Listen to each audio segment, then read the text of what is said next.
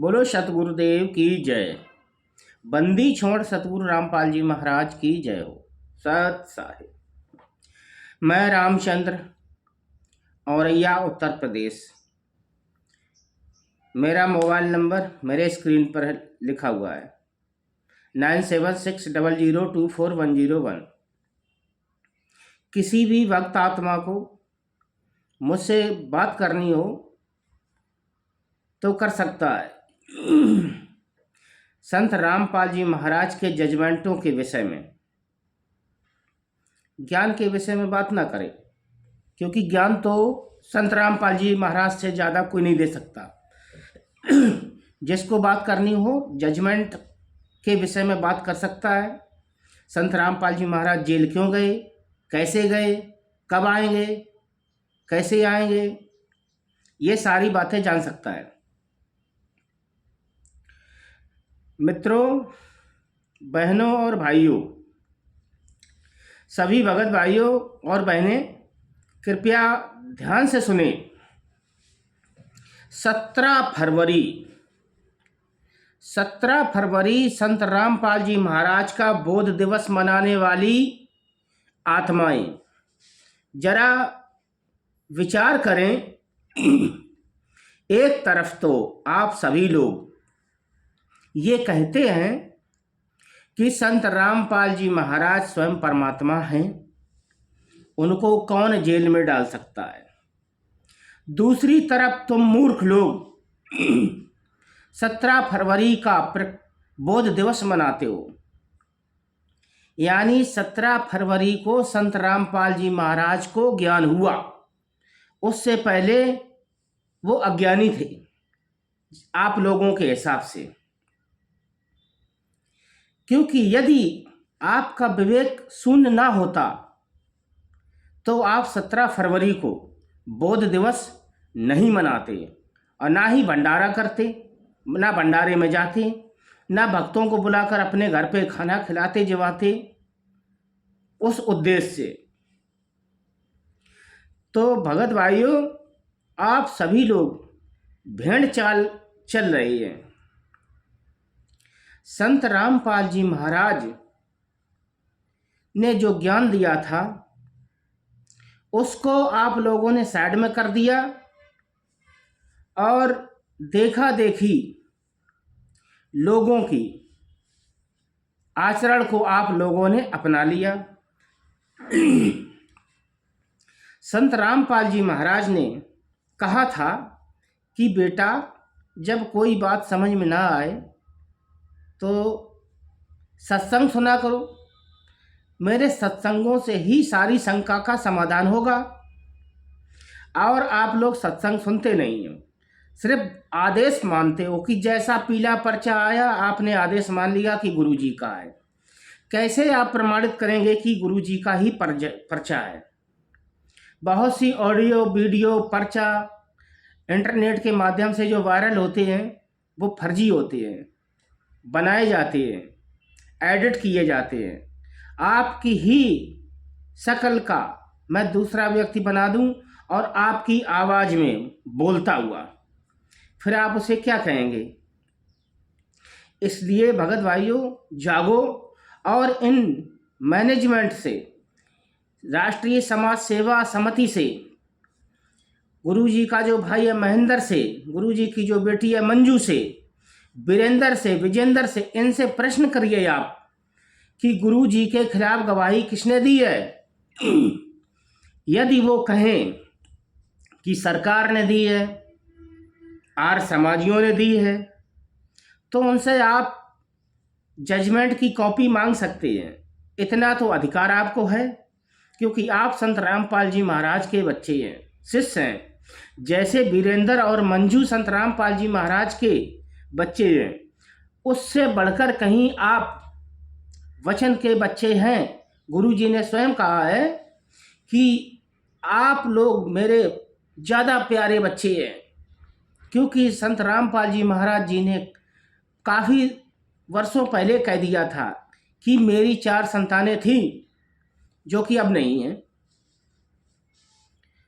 आप विचार करो भगत भाइयों, इन मूर्खों के चक्कर में ना पड़ो। और सत्संग सुना करो और जजमेंट की कॉपी को पढ़ें। यदि संत रामपाल जी बाहर नहीं आते हैं तो आपकी भक्ति करने का कोई मतलब नहीं, क्योंकि भक्ति चलेगी संत रामपाल जी महाराज से, ना कि इन मैनेजमेंट से, महेंद्र से, वीरेंद्र से, विजेंद्र से, पुरुषोत्तम सैनी से, आदि आदि से। इनसे भक्ति नहीं चलेगी। आपकी भक्ति चलाने वाला है संत रामपाल जी महाराज हैं। उनके चरण कमलों को पकड़ कर रहिए, और उनकी कृपा नहीं होगी तो आप कभी 7 जन्मों के असंख्य जन्मों में पार नहीं हो सकते। तो प्रयास करिए भगत भाइयों कि हमारे गुरुदेव बाहर कैसे आएंगे। आपको याद हो कि संत रामपाल जी महाराज के ऊपर जब 2006 का केस लगा था, तब किसी ने भी परमात्मा संत रामपाल जी महाराज की जमानत नहीं करवाई थी। क्या ये बच्चे करवा नहीं सकते थे? कह नहीं सकते थे? कोई वकील खड़ा कर सकते थे? लेकिन नहीं, ये मैनेजमेंट के लोग संत रामपाल जी महाराज को आजीवन जेल में ही रखना चाहते हैं, जिससे कि इनका धंधा फलता फूलता रहे। ये जो गुरुदेव ने बताया था कि सतयुग के जो राक्षस थे वे कलयुग में ब्राह्मण कहलाए थे, यानी सभी पदाधिकारी। गुरु जी ने सभी जाति विशेष को ब्राह्मण नहीं कहा है, उन्होंने गद्दी पर बैठे हुए विशेष पदाधिकारियों को ब्राह्मण कहा है।